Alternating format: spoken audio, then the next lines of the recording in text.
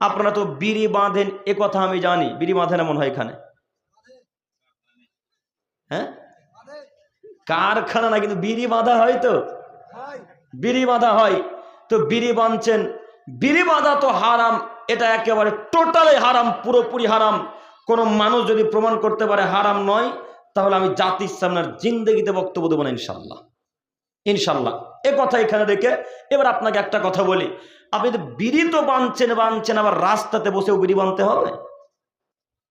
জি, রাস্তাতে বসেও বিড়ি বাঁধা লাগবে? আপনি রাস্তাতে বসে বিড়ি বাঁধছেন কেন? আপনি তো বিড়ি বেঁধে হারাম কাজ করছেন, কথা ঠিক। বিড়ি বেঁধে আপনি দুইটা পাপের কাজ করছেন। এক, হারাম কাজে লিপ্ত হলেন বিড়ি বেঁধে। দ্বিতীয়ত, রাস্তাতে উলঙ্গ হয়ে বসে বিড়ি বাঁধলেন। দুইটা পাপ হলো। একটা পাপে দুইটা পাপ, এক পাপে দুইটা পাপ। আব্দুল করিম ভাই, কিভাবে?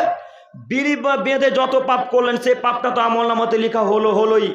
উলঙ্গ হয়ে রাস্তাঘাটে বসে যে বিড়ি বাঁধলেন, এই উলঙ্গ হয়ে থাকার কারণে যত ভ্যান চালক, যত টোটো চালক, যত রিক্সা চালক, যত মানুষ এ রাস্তা দিয়ে মেন রোডে যাতায়াত করে যত মানুষ দেখেছে, তারা যত পাপী, আপনি একাই তত পাপ করলেন। তো দুইটা পাপ হলো না?